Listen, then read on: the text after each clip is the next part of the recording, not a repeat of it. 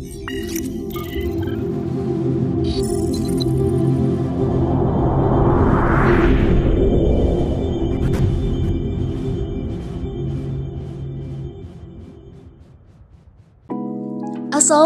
warahmatullahi wabarakatuh. Shalom, Om Swastiastu, Namo Buddhaya, salam kebajikan, salam sejahtera bagi kita semua. Halo teman-teman, di sini kami akan membahas mengenai Information Security untuk memenuhi tugas dari mata kuliah Sistem Informasi Manajemen yang diampu oleh Bapak Aditya Rahmat Taufik, SEMSI. Kami dari kelompok 9 dengan anggota Velin Felicia Gunawan sebagai pemateri pertama, Tasya Ivani sebagai pemateri kedua, Dea Amelia sebagai pemateri ketiga, dan Nida Amalia sebagai pemateri keempat.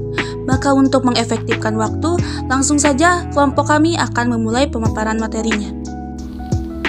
Menurut Danuwira Pangestu, Sistem Informasi Manajemen merupakan kumpulan dari interaksi sistem-sistem informasi yang berhak dalam mengumpulkan dan mengelola data untuk menyediakan informasi yang bermanfaat bagi semua tingkatan manajemen di dalam kegiatan perencanaan dan pengendalian tersebut.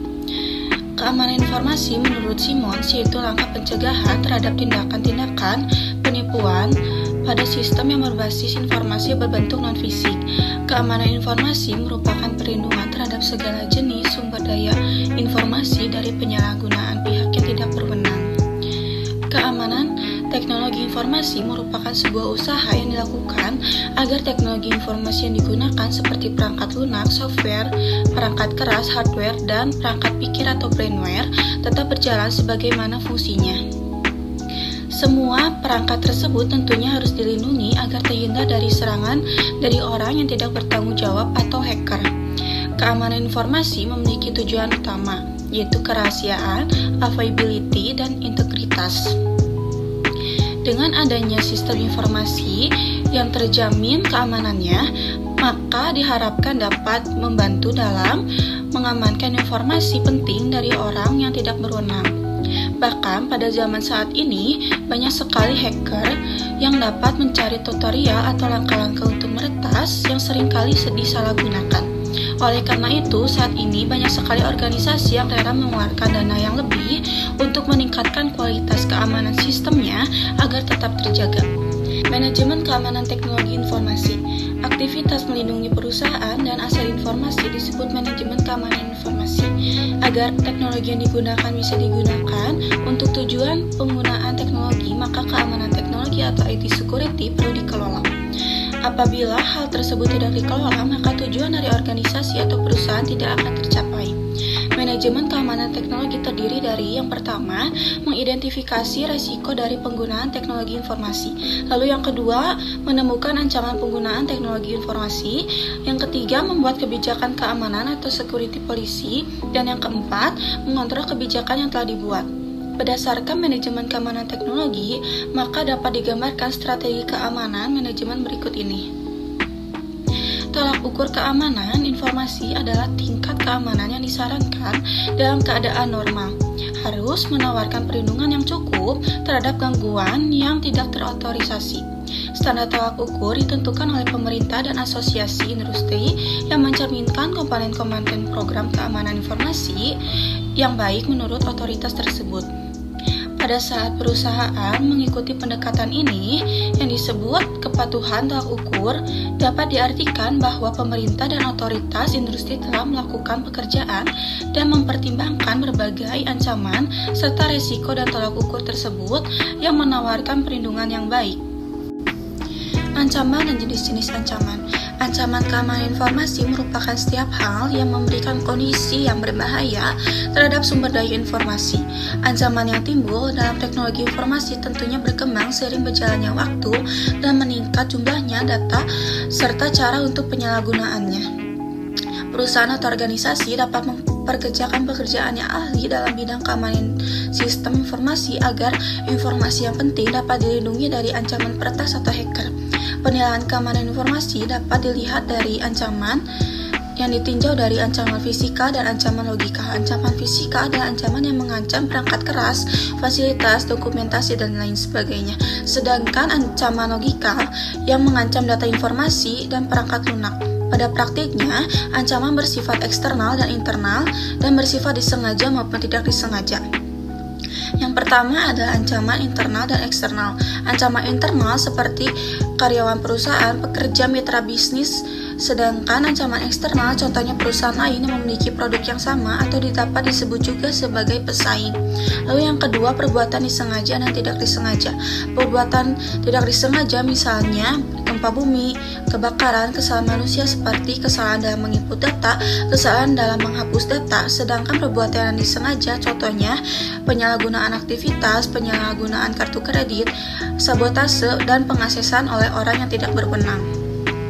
Dalam keamanan sistem informasi, ancaman dibagi dua, yaitu yang pertama ada ancaman aktif. Yang termasuk ancaman aktif, yang pertama ada pencurian data. Contohnya, perusahaan yang mencuri data rahasia perusahaan lawannya. Lalu yang kedua, penggunaan sistem secara ilegal. Contohnya, mereka dapat meretas telepon jarak jauh secara tidak sah. Yang ketiga, pengacuran data secara ilegal.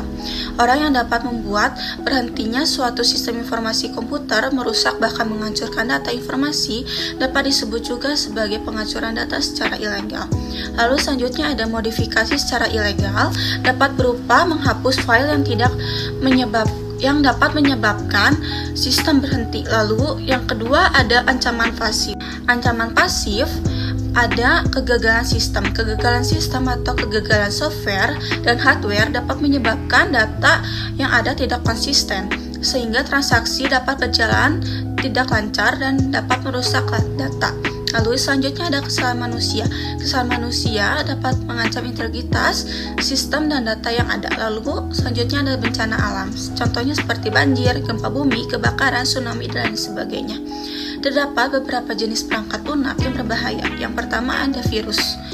Virus dapat menyebar dari komputer satu ke komputer lain pada saat manusia melakukan aktivitas atau suatu tindakan. Lalu yang kedua ada worm. Worm dapat berkembang lebih pesat dibandingkan dengan virus komputer karena tidak banyak bergantung pada perilaku manusia dalam menyebarkan dirinya.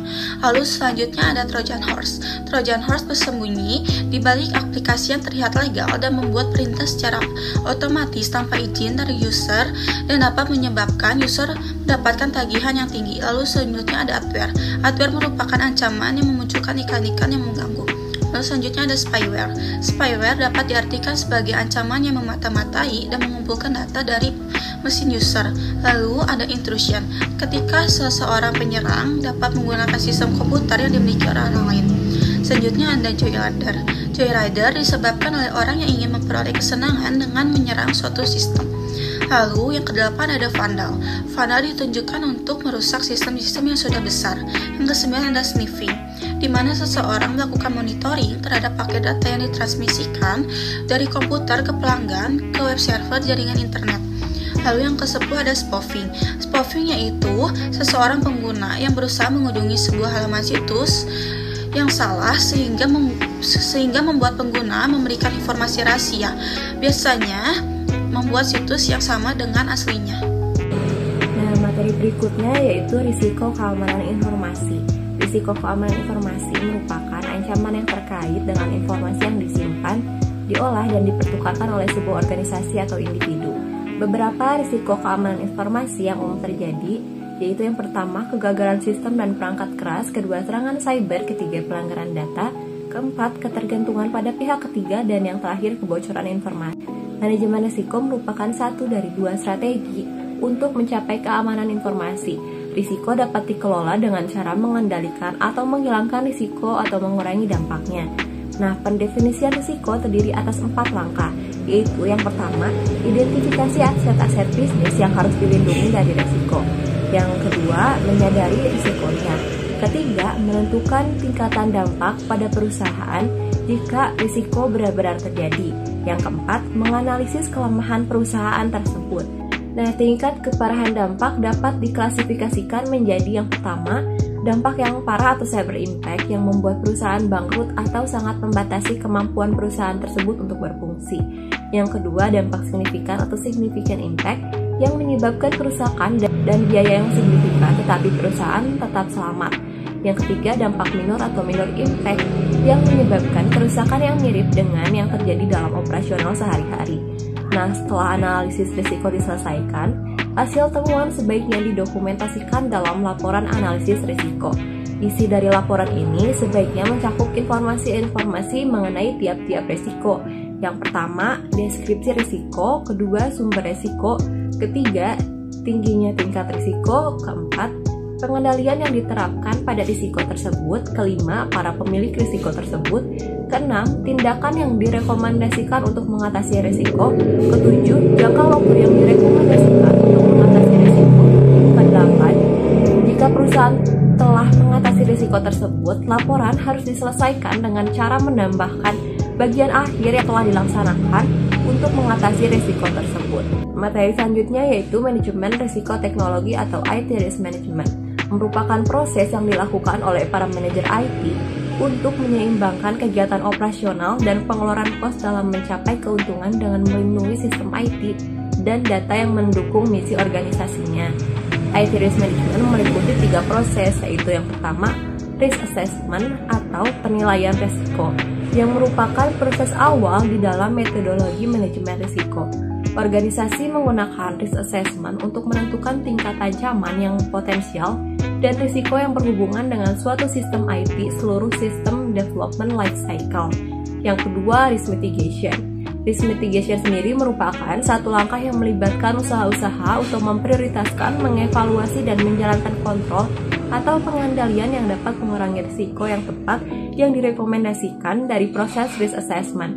Yang ketiga, evaluation and assessment. Pada umumnya, di dalam suatu organisasi, jaringan secara terus-menerus akan diperluas dan diperbarui. Komponen diubah dan aplikasi softwarenya pun diganti atau diperbarui dengan versi yang lebih baru.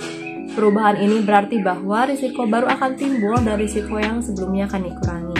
Menurut Jones dan Ascendant, terdapat formula untuk mengukur risiko, yaitu risiko sama dengan threat dikali vulnerability dikali impact. Maksudnya yaitu threat akan melakukan eksploitasi vulnerability sehingga dapat menyebabkan impact terhadap sistem, sehingga menjadikan hal tersebut sebagai risiko terhadap organisasi. Oleh karena itu, jika tidak ditemukan threat, vulnerability, dan impact, maka tidak terdapat risiko. Nah, untuk mengurangi risiko keamanan informasi, organisasi dapat melakukan beberapa langkah, yaitu yang pertama, menentukan kebijakan keamanan informasi yang jelas dan transparan. Yang kedua, melakukan pelatihan keamanan informasi kepada seluruh karyawan. Ketiga, melakukan evaluasi risiko secara teratur. Keempat, menggunakan teknologi keamanan informasi. Dan yang kelima, menerapkan praktik keamanan yang ketat. Nah, materi selanjutnya yaitu 3 pilar keamanan informasi atau CIA-3, yaitu kerahasiaan, integritas, dan ketersediaan. Yang pertama, confidentiality atau kerahasiaan. Beberapa mekanisme yang digunakan guna menjaga konsep confidentiality merupakan yang pertama, mengklasifikasikan data adalah cara melabelkan informasi guna setiap individu mengetahui siapa yang diizinkan dan siapa yang berwenang untuk melihat suatu informasi. Yang kedua, enkripsi adalah cara yang digunakan untuk menjaga kerahasiaan. Ketiga, pemusnahan peralatan atau equipment disposal, yaitu cara untuk melindungi kerahasiaan suatu informasi saat tidak lagi digunakan dalam media penyimpanan. Yang kedua, integriti atau integritas merupakan upaya menjaga integritas informasi, melibatkan tindakan untuk mencegah modifikasi atau manipulasi yang tidak sah terhadap data dengan tujuan, yaitu yang pertama, mencegah modifikasi informasi dari user atau pengguna yang tidak memiliki hak. Yang kedua, mencegah akses yang tidak sah atau modifikasi informasi yang tidak disengaja dari pengguna yang tidak memiliki hak. Yang ketiga, pemilihan konsistensi internal dan eksternal. Lalu yang selanjutnya yaitu availability atau ketersediaan. Nah, bentuk-bentuk usaha untuk menjaga ketersediaan antara lain, yang pertama yaitu redundant system atau implementasi berganda pada sistem kedalaman suatu infrastruktur. Yang kedua, penerapan IPS guna mencegah ancaman serangan tertentu seperti DDoS yang dapat mengganggu layanan. Nah, dengan adanya CIA-3 dapat mencegah terjadinya kejahatan teknologi atau cybercrime. Baik, materi selanjutnya yaitu pengamanan sistem informasi. Pengamanan sistem informasi adalah upaya untuk melindungi data dan sistem informasi dari ancaman seperti pencurian, kerusakan, atau akses tidak sah. Ancaman tersebut bisa berasal dari luar seperti serangan cyber, virus, atau hacking, atau dari dalam seperti kebocoran data oleh karyawan. Mengapa keamanan sistem informasi itu sangat penting? Sistem informasi merupakan elemen krusial dalam keberlangsungan kegiatan operasional dan bisnis sebuah organisasi atau perusahaan. Oleh karena itu, sistem informasi perlu dipastikan keamanannya dari berbagai ancaman. Alasan utama mengapa keamanan dalam sistem informasi menjadi penting adalah untuk melindungi data-data dan informasi penting yang ada di dalam sistem tersebut. Data dan informasi vital yang dimiliki perusahaan merupakan aset penting yang harus dipastikan keamanan dan ketersediaannya kapan saja. Lalu, teknologi yang digunakan keamanan sistem informasi yang pertama ada firewall. Adalah teknik IT security yang sering digunakan untuk melindungi jaringan dan sistem informasi dari serangan-serangan cyber. Teknik ini bekerja dengan menyaring lalu lintas masuk dan keluar jaringan. Kemudian yang kedua ada enkripsi data. Enkripsi merupakan proses penguncian dengan mengubah data menjadi format yang tidak dapat dibaca tanpa kunci deskripsinya. Teknik ini menggunakan algoritma dan kriptografi untuk mengamankan data dan informasi. Lalu yang keempat ada data backup dan recovery. Backup dan recovery merupakan dua metode esensial untuk menjaga data dan mengatasi insiden keamanan terkait data. Backup merupakan proses pembuatan salinan cadangan data secara berkala, sementara recovery adalah proses pemulihan data-data yang hilang dengan menggunakan data cadangan yang telah disimpan. Kedua teknik ini sering digunakan untuk mengantisipasi hal-hal yang tidak diinginkan, seperti data yang hilang atau rusak akibat serangan cyber, kegagalan sistem, hingga bencana alam. Lalu yang terakhir ada patching dan update sistem. Software atau perangkat lunak dan sistem operasi umumnya memiliki celah keamanan yang dapat dieksploitasi oleh pelaku kejahatan cyber. Celah-celah ini dapat diatasi dengan melakukan patching dan update secara rutin. Patch dan update umumnya dirilis secara berkala oleh vendor atau developer dari perangkat lunak dan sistem operasi untuk membantu menutup celah-celah keamanan baru yang ditemukan. Dalam era digital seperti ini, sistem informasi menjadi sangat penting untuk dijaga. Pengendalian adalah proses untuk membuat sebuah organisasi mencapai tujuannya. Menurut R.P. Strong, pengendalian adalah proses pengaturan berbagai faktor dalam suatu perusahaan agar pelaksanaan sesuai dengan ketetapan-ketetapan dalam rencana. Sistem pengendalian yang baik membantu organisasi dalam hal-hal berikut. Yang pertama, mencapai tujuan organisasi. Lalu yang kedua, penilaian keakuratan standar. Kemudian yang ketiga, memanfaatkan sumber daya secara efisien. Yang keempat, meningkatkan motivasi karyawan. Lalu yang kelima, memastikan ketertiban dan disiplin. Kemudian yang keenam, memfasilitasi koordinasi dalam aksi.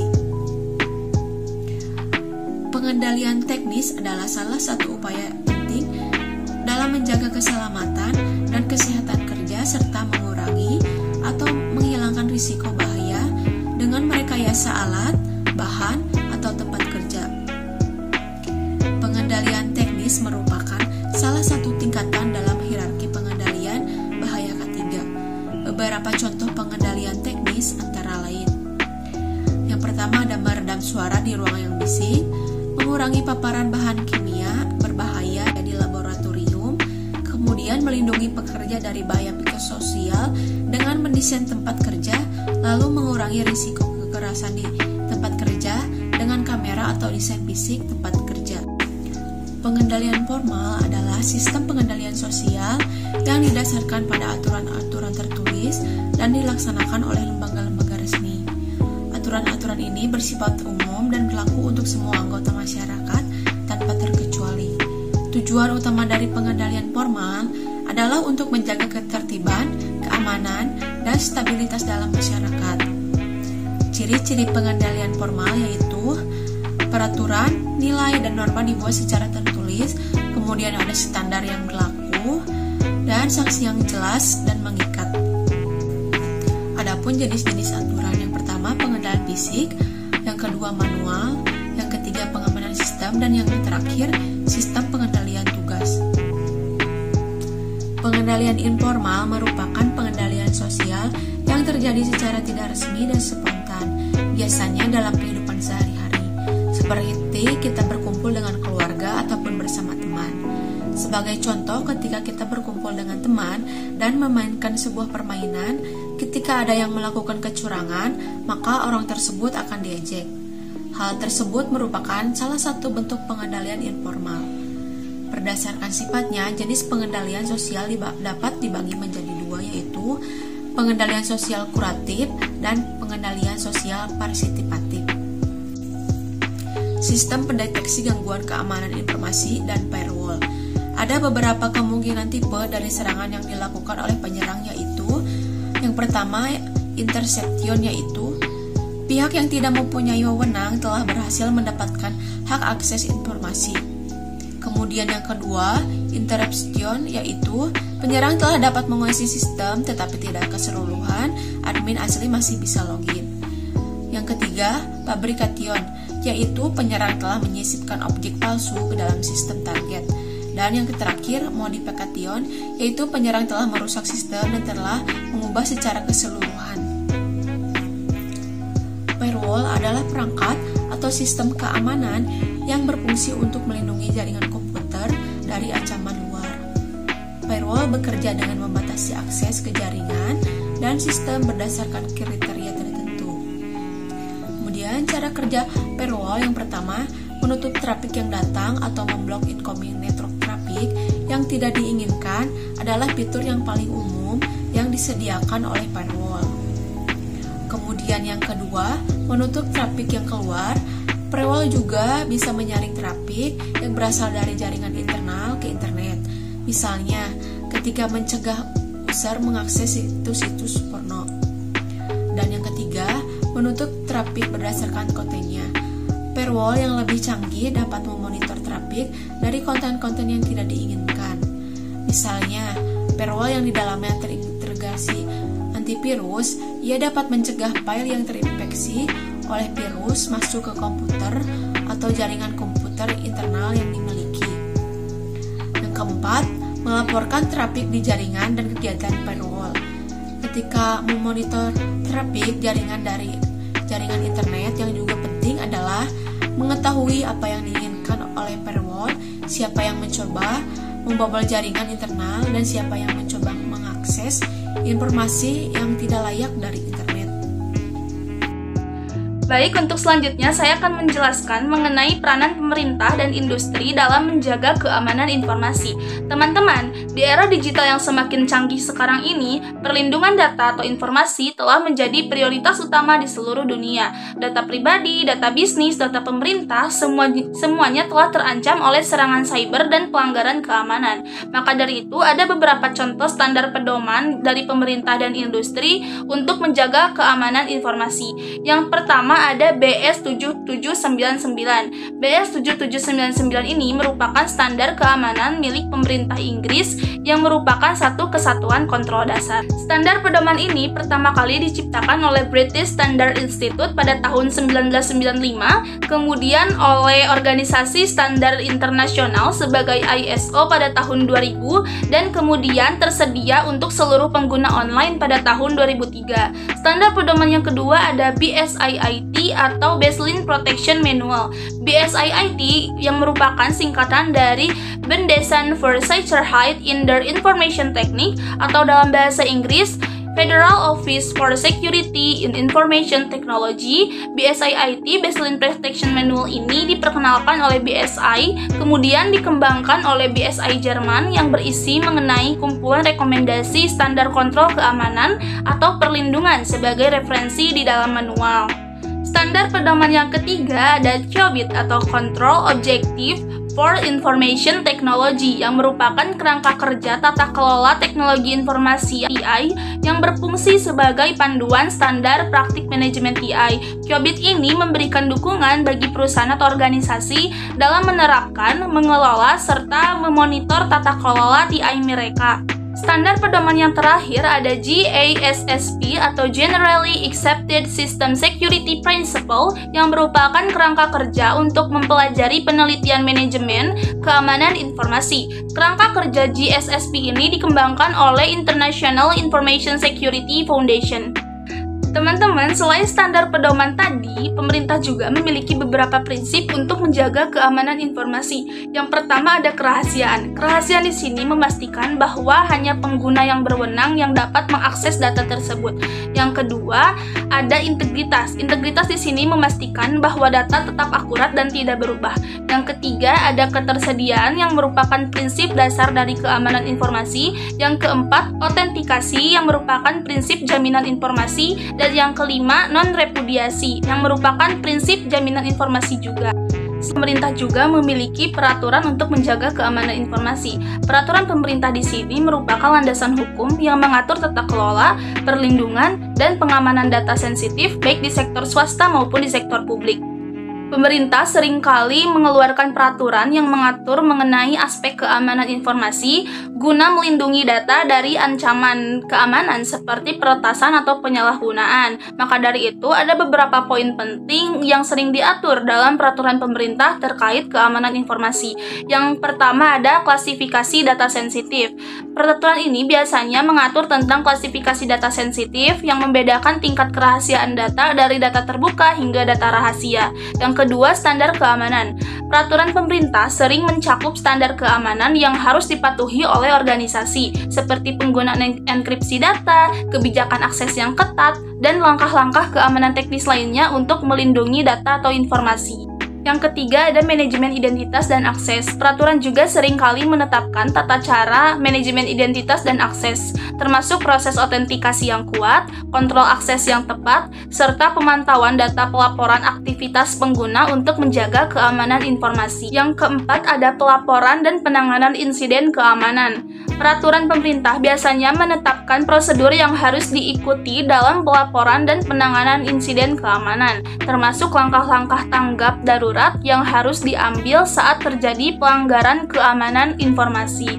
Yang kelima ada kepatuhan dan sanksi. Pentingnya kepatuhan terhadap peraturan keamanan informasi dan kemungkinan sanksi yang dapat diberikan jika terjadi pelanggaran untuk mendorong organisasi mematuhi standar keamanan yang telah ditetapkan. Nah, pemerintah Amerika Serikat dan pemerintah Inggris juga telah menentukan standar dan menetapkan peraturan yang ditujukan untuk menanggapi masalah pentingnya keamanan informasi yang makin meningkat, terutama setelah semakin meluasnya internet serta peluang terjadinya kejahatan komputer.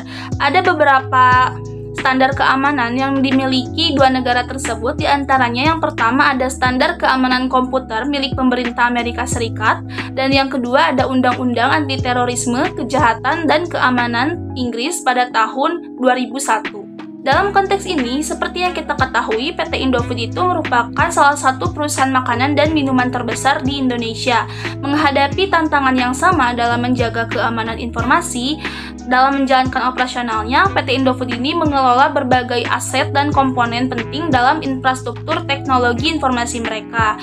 Objek vital seperti server pusat, sistem jaringan, dan basis data menjadi bagian integral dalam menyimpan dan mengelola data kritis perusahaan. Selain itu, PT Indofood juga dihadapkan pada tantangan pengamanan file, di mana file-file yang disimpan dalam sistem mereka harus terjaga integritasnya dan terhindar dari akses yang tidak sah. Di tengah meningkatnya ancaman cyber, PT Indofood juga harus menghadapi risiko serangan cyber yang dapat mengganggu kegiatan operasionalnya atau mencuri informasi yang berharga. Perlindungan terhadap serangan malware, peretasan, dan serangan cyber lainnya menjadi analisis keamanan informasi PT Indofood Sukses Makmur Tbk. Ada beberapa peran penting dalam menjaga keamanan informasi pada PT Indofood. Yang pertama ada implementasi objek vital pada PT Indofood. Objek vital merujuk pada aset atau komponen penting dalam infrastruktur teknologi informasi PT Indofood ini, yang dapat mencakup server pusat, sistem jaringan atau basis data yang menyimpan data kritis perusahaan. Pengamanan objek vital ini menjadi prioritas utama untuk memastikan ketersediaan, integritas, dan kerahasiaan data yang disimpan di dalamnya. Untuk melindungi sistem objek vital seperti infrastruktur jaringan, sistem IT, dan data penting. Kedua, ada implementasi pengamanan file pada PT Indofood. Pengamanan file merupakan langkah-langkah yang diambil untuk melindungi integritas dan kerahasiaan file-file yang disimpan di sistem PT Indofood. Hal ini dapat mencakup penerapan hak akses yang tepat, enkripsi data, dan penggunaan tanda tangan digital untuk memverifikasi keaslian file. Yang ketiga, ada implementasi pengamanan cyber pada PT Indofood. Pengamanan cyber melibatkan langkah-langkah untuk melindungi sistem komputer, sistem jaringan, dan infrastruktur teknologi informasi pada PT Indofood dari ancaman cyber. Hal ini mencakup perlindungan terhadap serangan malware, peretasan, phishing, atau serangan cyber lainnya. PT Indofood mungkin menggunakan perangkat lunak keamanan, firewall, sistem deteksi intrusi, dan praktik keamanan jaringan lainnya untuk mengurangi risiko serangan cyber. Baik teman-teman, setelah kami tadi menjelaskan mengenai betapa pentingnya menjaga keamanan informasi, saya akan menyampaikan kesimpulan dari pemaparan materi tadi. Jadi, informasi itu tentunya sangat berharga bagi suatu perusahaan atau organisasi, baik berupa informasi keuangan, informasi pemasaran, informasi manufaktur, informasi eksekutif, informasi sumber daya, dan sebagainya. Perusahaan atau organisasi tentunya harus melindungi informasi yang ada, agar tidak dilindungi oleh pihak yang tidak berwenang. Maka dari itu diperlukan sistem keamanan informasi, usaha yang diperlukan untuk melindungi keamanan sistem informasi agar software, hardware, dan brainware tetap berjalan sesuai dengan fungsinya. Demikian pemaparan materi yang dapat kelompok kami sampaikan. Mohon maaf apabila ada kesalahan atau masih terdapat kekurangan. Terima kasih. Wassalamualaikum warahmatullahi wabarakatuh.